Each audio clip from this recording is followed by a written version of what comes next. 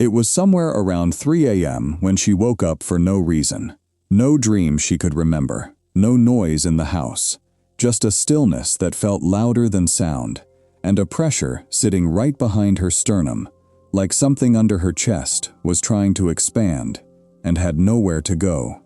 She called it nothing, stress, bad sleep.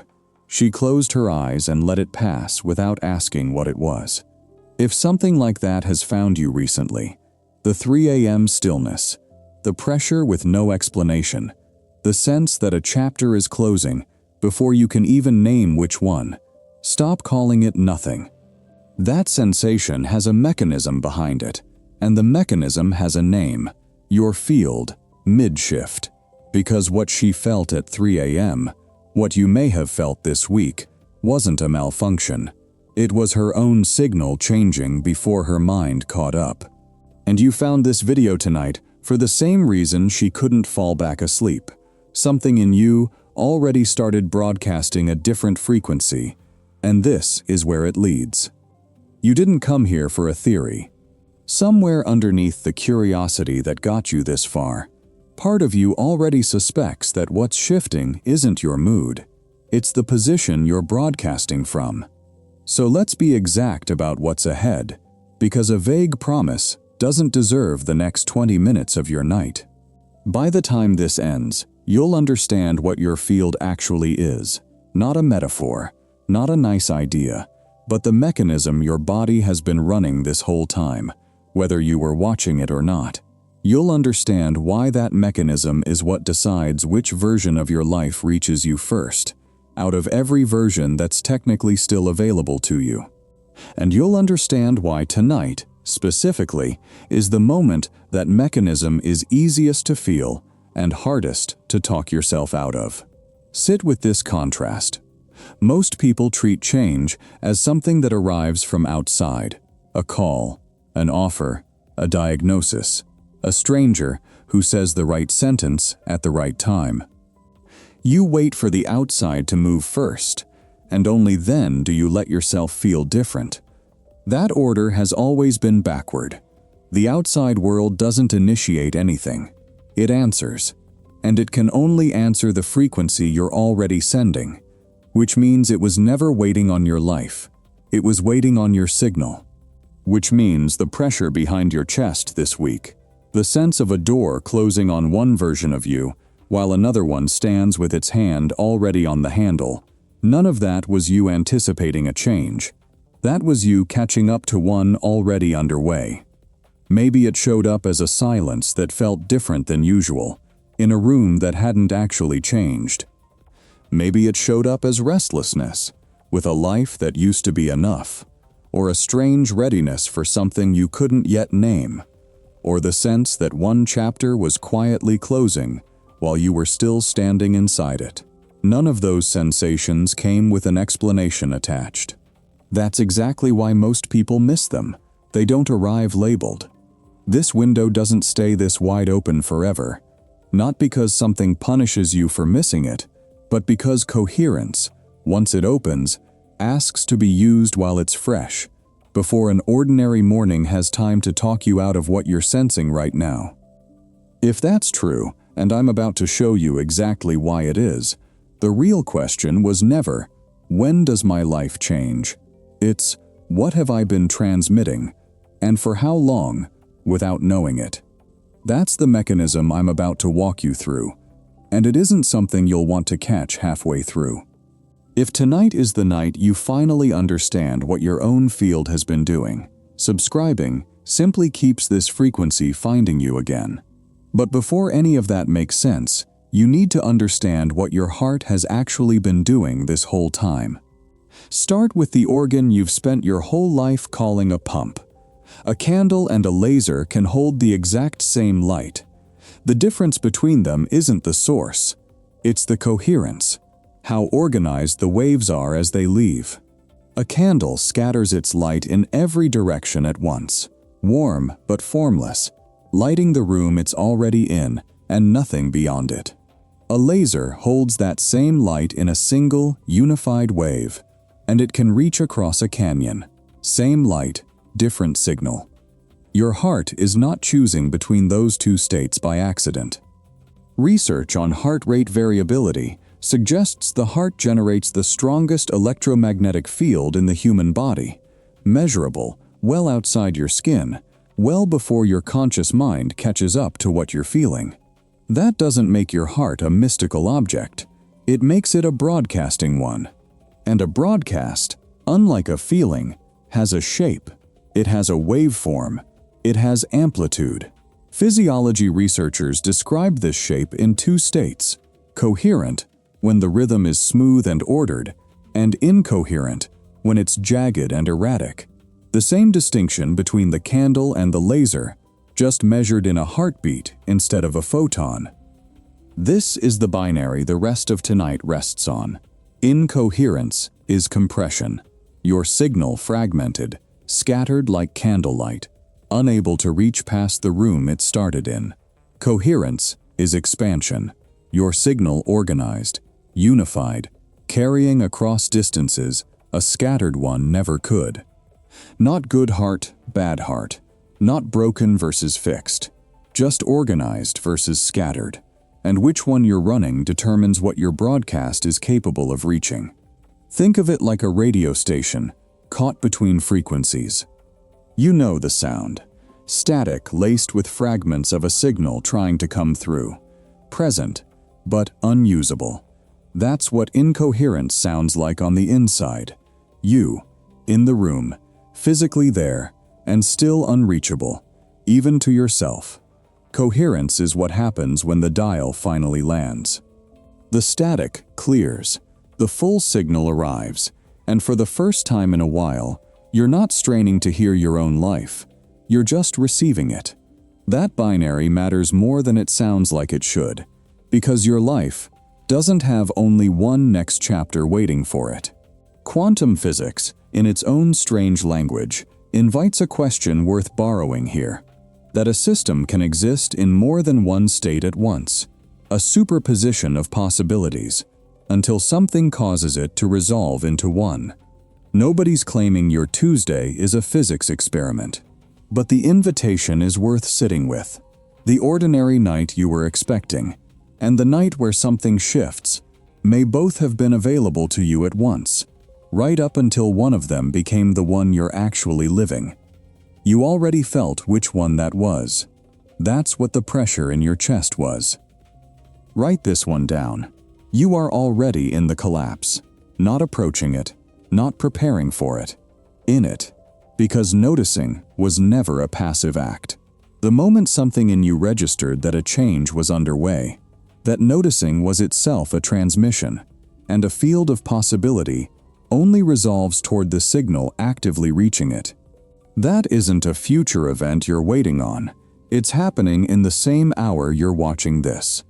Picture it concretely, because the idea is easier to feel than to explain.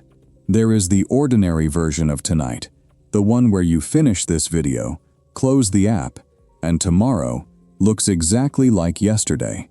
There is the version where something in you actually shifts, quietly, without spectacle, and next month, you look back at tonight as the night it started.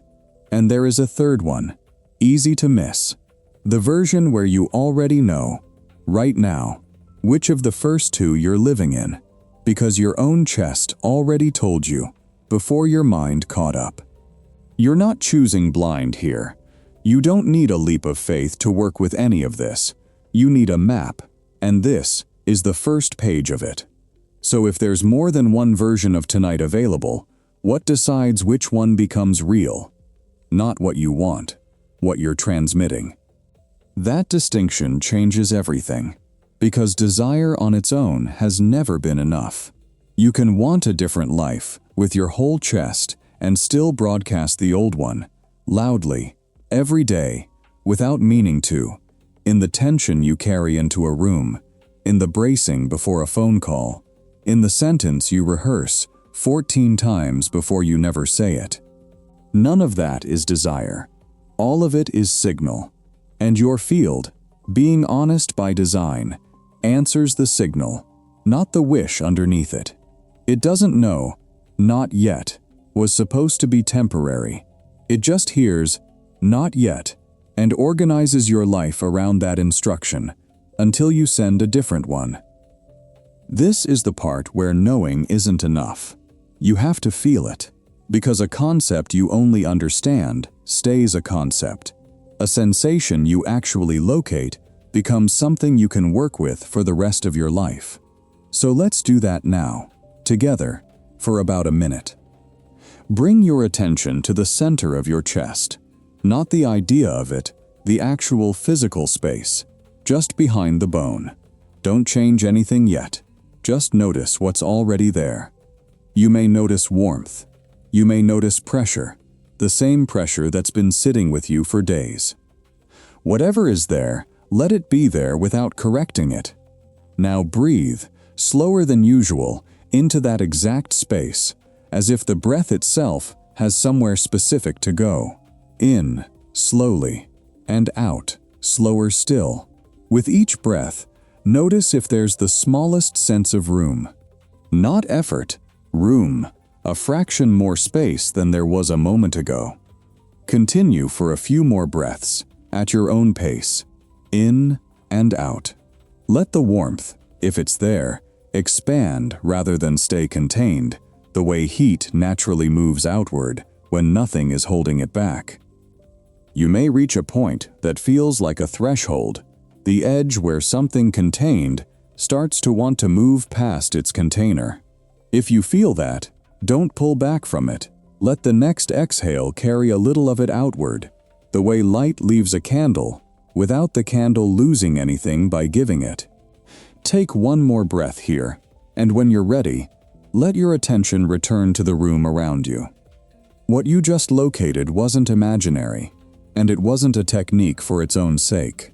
That warmth, that pressure, that sense of a threshold, that was you feeling your own field the way you'd feel any other part of your body once you finally paid attention to it. Most people go their whole lives with an incoherent broadcast and call the static just how I am. You just proved it isn't. So ask it honestly. If the light was never the problem, what was? Maybe it was never a shortage of light in you. Maybe it was always what sat on top of the light, compressing it, before it ever had the chance to reach a room. Call it compression, the years of monitoring yourself before you speak, the grief you never fully let move through you, the version of you built for other people's comfort instead of your own truth, the small, repeated moments of making yourself smaller so a room would stay easy, the permission you kept waiting for instead of granting yourself, the truth you learned to hide because it was easier than defending it. None of those moments felt dramatic on their own. That's exactly how compression works. Not one collapse, but 1,000 small foldings, each one reasonable in the moment, each one quietly lowering the signal. Think of it as a knot instead of a wall. A wall has to be broken down, piece by piece, with effort matched to its size. A knot only has to be found and loosened, and it comes undone faster than anyone expects. Nothing about a knot was ever load-bearing. It was just tension that had nowhere else to go. What you felt as a threshold a moment ago, that small give behind your sternum, was a version of that same loosening, not a wall coming down. A knot, remembering it was never structural. There's a second image worth holding next to it, a standing wave, the kind that forms when a vibration hits a boundary and reflects back into itself instead of moving on. Held emotion often behaves the same way, not gone, not resolved, just looping in place, because it never had a clear path outward. Compression isn't only what you add on top of the light, it's also what you never let finish moving through you. This is the distinction that protects you from the wrong conclusion. It was never, "You are dim." It was always, "Your broadcast is compressed." It was never, "You lost your light." It was always, "Something got placed on top of it." That difference isn't a technicality. It's the difference between treating a low state as who you are and treating it as a condition your field is currently holding, one you were never permanently assigned to, which means your current state and your identity were never the same thing, even on the nights it felt that way. Now, the reason this matters beyond your own chest, a change inside a single system, according to the language of entanglement in quantum physics, doesn't necessarily stay contained to that system. Two particles that have interacted can continue to reflect each other's state, distance no longer being the barrier it appears to be. That's a description of particles, not proof about your relationships, but it's worth borrowing as a question, not a claim. If you've been meaningfully connected to people, projects, or possibilities, does a real shift on your end tend to be met with movement on theirs, even without a word passing between you?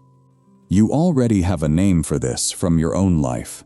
The person who reappears the week you stop performing for them. The opportunity that resurfaces the month you stop chasing it. The conversation that finally happens once you've stopped rehearsing it.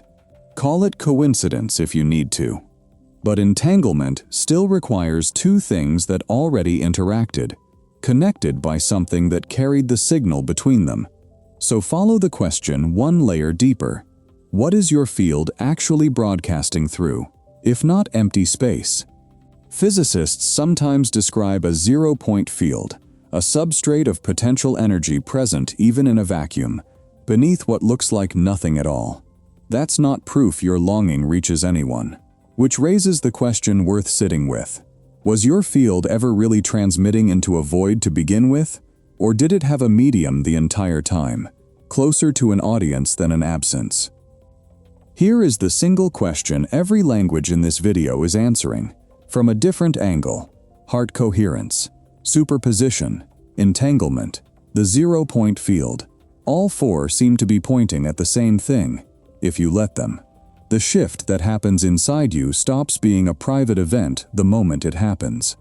It ripples through your body first, then through everything your field has ever touched. Not a private feeling, a signal, in a network that was always more connected than it looked. If what you just felt in your own chest was real, and not something you're only agreeing to be polite, let this be the moment you mark it. However you show that to me is up to you, which is why what happened to Mara didn't stay contained to Mara. And I want to tell you about her, because what shifted in her life didn't start the way you'd expect. It didn't start with an action at all. Mara spent 11 years getting ready. Not lazy years, not wasted ones, at least not the way she would have described them at the time. She read everything. She took the courses, she built the plan, then rebuilt it when the plan changed, then rebuilt it again when she changed.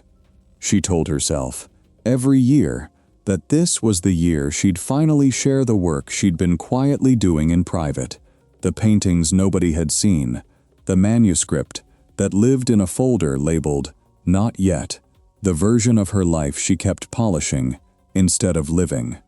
She wasn't afraid of failing. If you had asked her, she would have told you, honestly, that she was fine with failing. What she couldn't survive was being seen before she was ready, and ready kept moving, 1 year further out, every single year. You could set a clock by the pattern. Every autumn, a new course. Every January, a new plan, printed and taped somewhere she'd see it. Every spring, a reason the timing still wasn't quite right. A job that needed more of her. A family member who needed more of her. A version of the manuscript that needed one more pass before anyone could possibly see it. Nobody around her questioned it. From the outside, Mara looked like someone taking her craft seriously.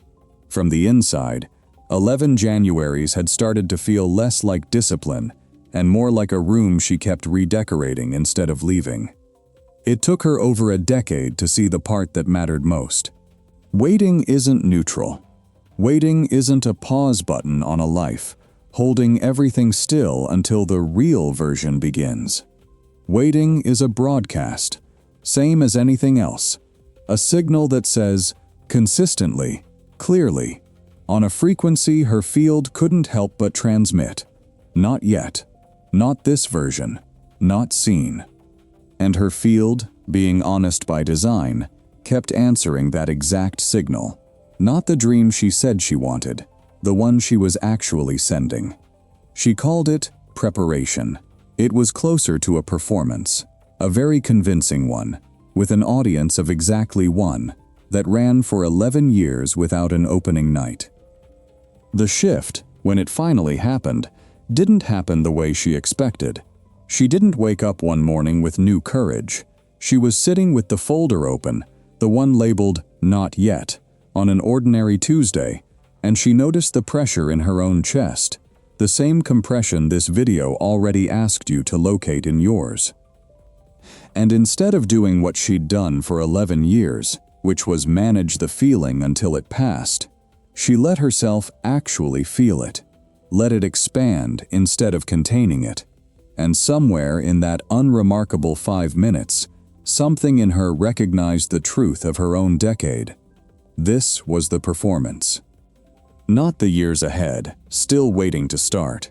These years, all 11 of them, had already been the show. She just hadn't been transmitting anything worth an audience showing up for.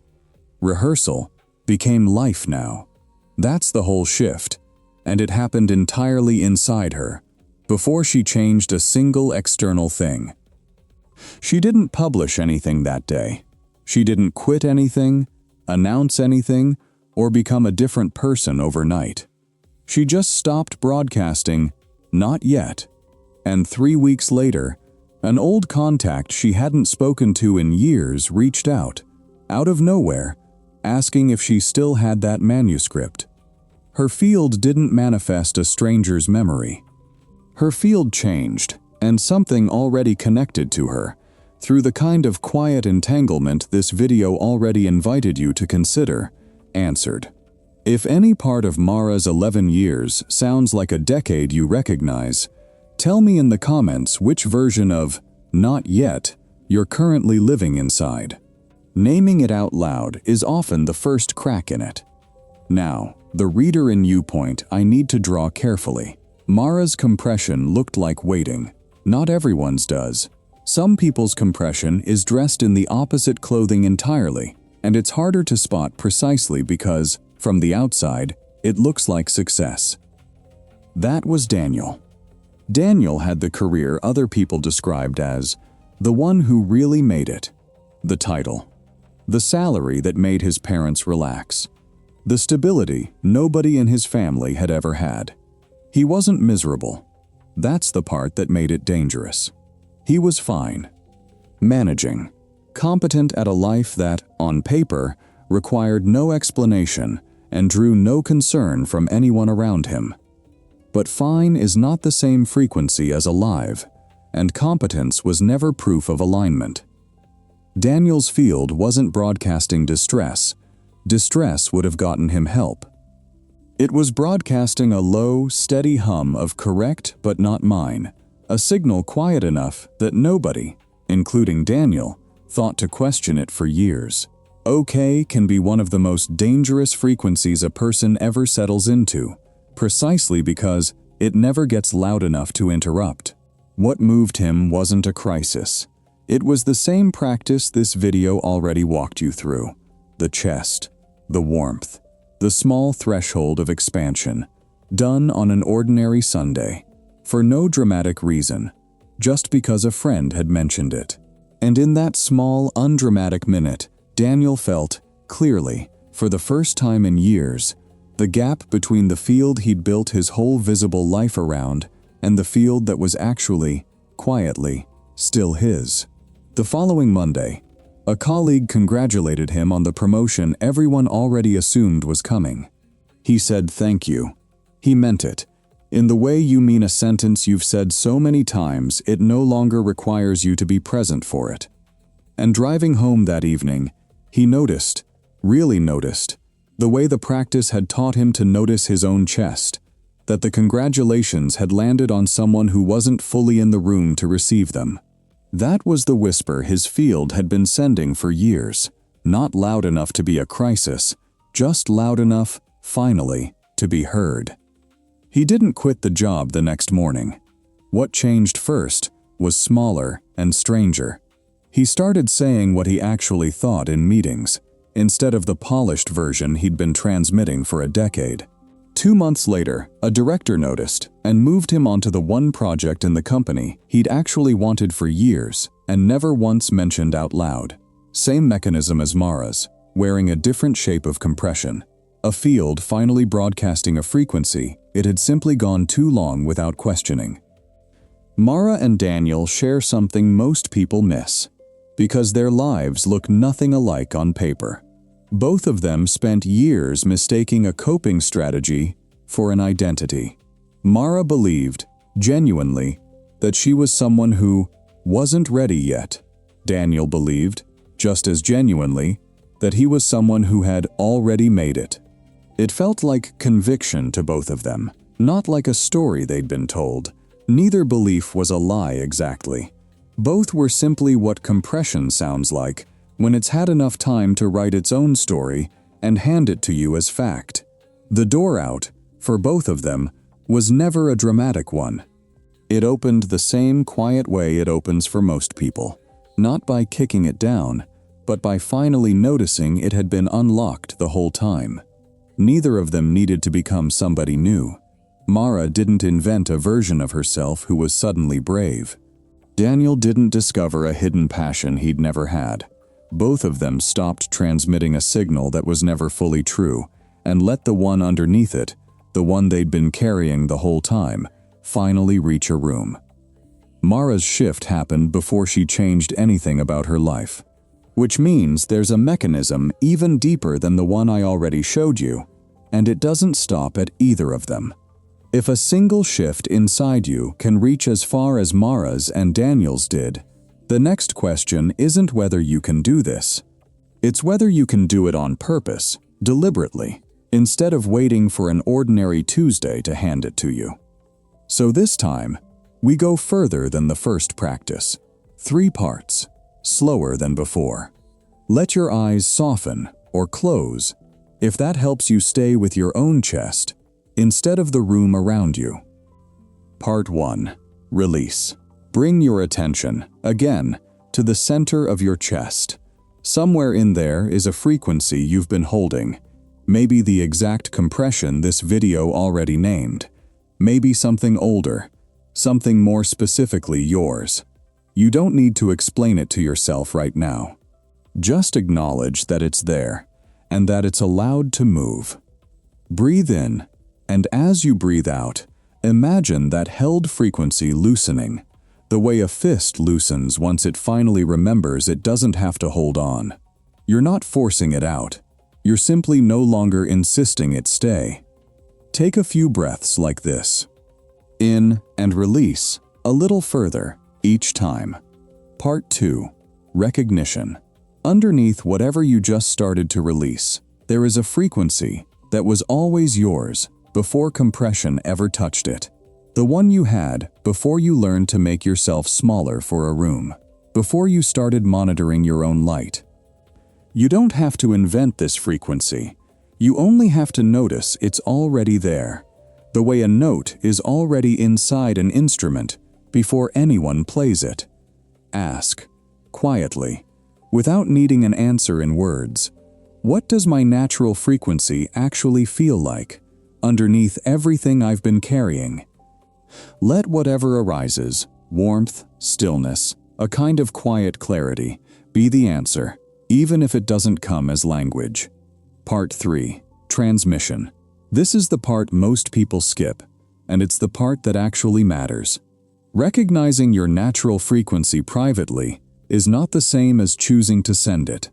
So on your next exhale, consciously let that recognized state move outward, past your chest, past the room, without a destination in mind.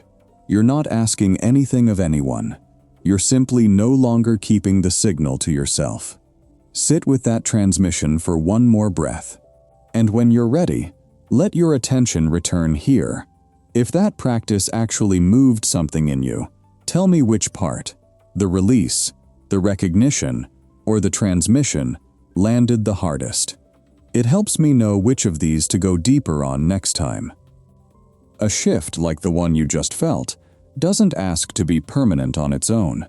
It asks to be protected, on purpose, starting almost immediately, because the 24 hours after a coherence shift are the most open you'll be, and also the most vulnerable to sliding back into the old static without noticing. Which raises the real question: why would you slide back at all if the new frequency actually feels better? Because the people around you built their sense of you on the old signal, and old signals are familiar, even to the people who love you. Expect a comment that sounds like a joke but isn't. A friend, only half teasing, saying something like, "Look who's suddenly zen." A family member might pull, without meaning any harm, for the version of you they already know how to relate to. The one who used to say yes before you'd finished being asked. And somewhere in there, expect a question with a subtext underneath it. Something close to, "Who do you think you are now?"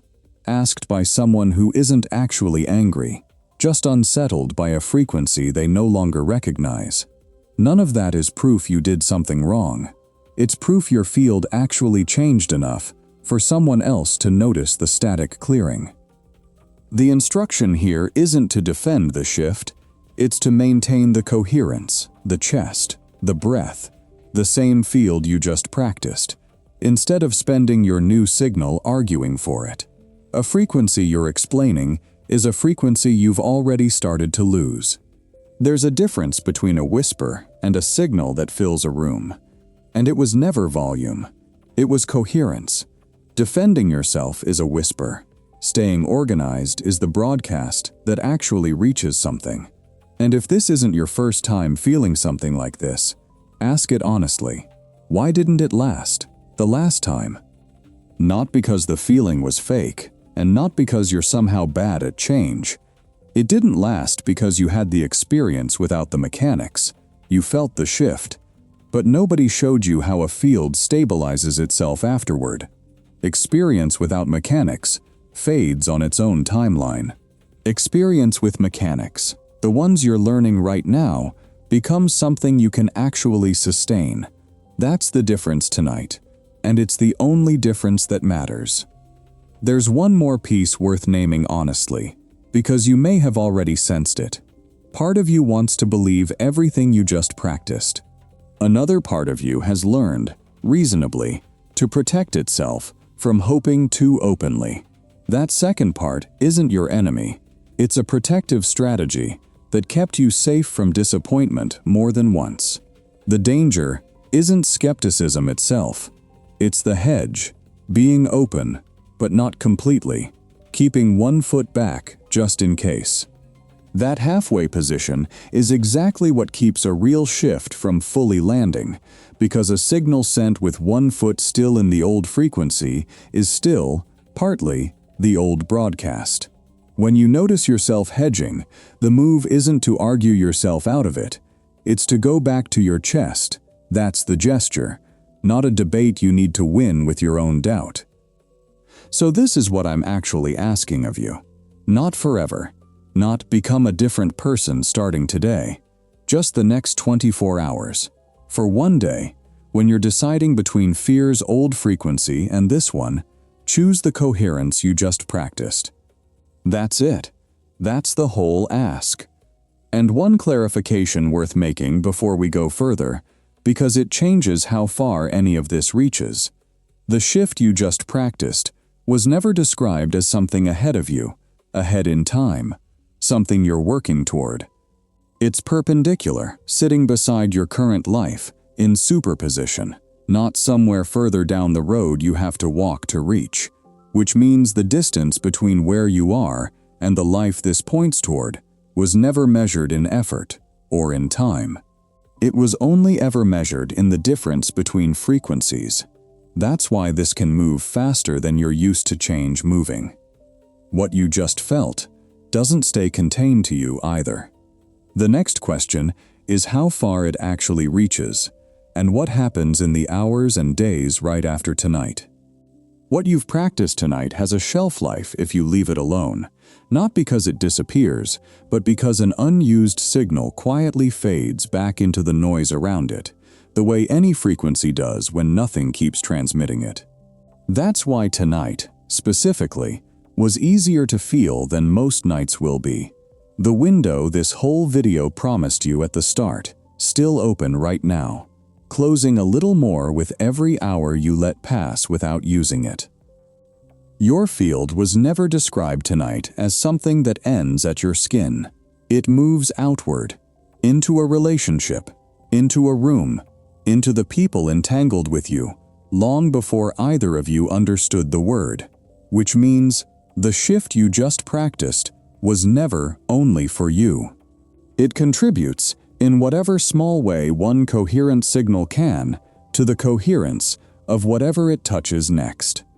There's a principle worth carrying past tonight, simple enough to remember without writing it down.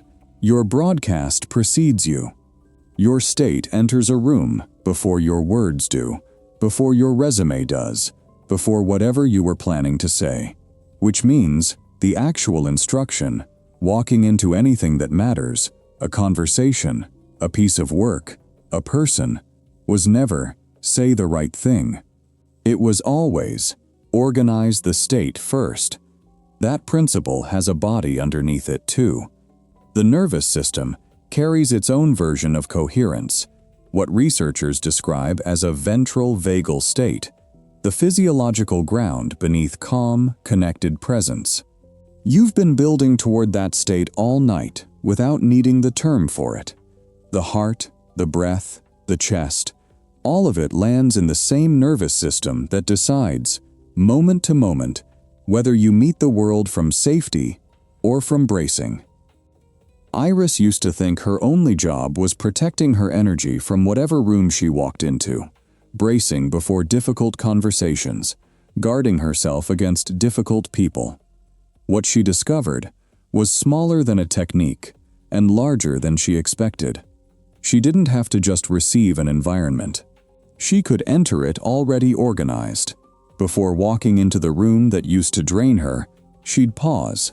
Chest, warmth, breath, expansion. Then she'd walk in, not defended, but composed, already transmitting instead of only receiving. The room didn't change. She did, before she ever crossed the threshold, and that changed what the room gave back to her. If you keep transmitting the coherence you just practiced, in the next 3 to 7 days, don't be surprised by what starts arriving quietly, a message you weren't expecting, or an idea that lands mid-shower. A conversation that circles back on its own, a door opening without the explanation you thought you needed first. None of it will announce itself as significant. Most small signals never do. Your only job with them is not to dismiss them the way the version of you from last week might have. Notice them. Respond to them. Follow the thread instead of talking yourself out of its relevance. Coherence sends a signal. The signal draws a response. The response deserves your attention, not your suspicion. Which brings us back to a woman, wide awake at 3 in the morning, calling a pressure in her chest nothing. She wasn't malfunctioning. Neither were you, whatever this week has looked like for you.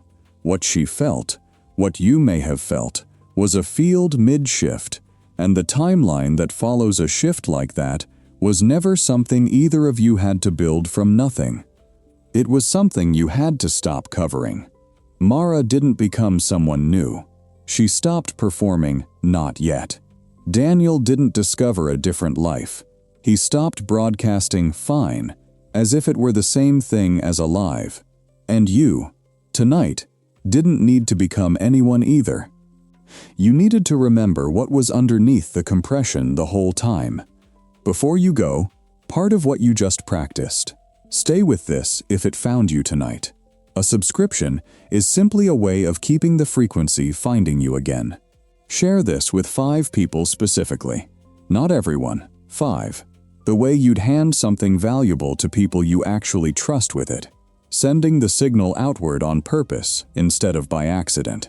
And tell me, honestly, what you want this channel to explain next. That request is itself a broadcast, and I'll be listening for it. You didn't stumble onto this tonight, and you didn't become anything new by watching it. You remembered something that was never actually gone. Welcome to your own light. It was always on,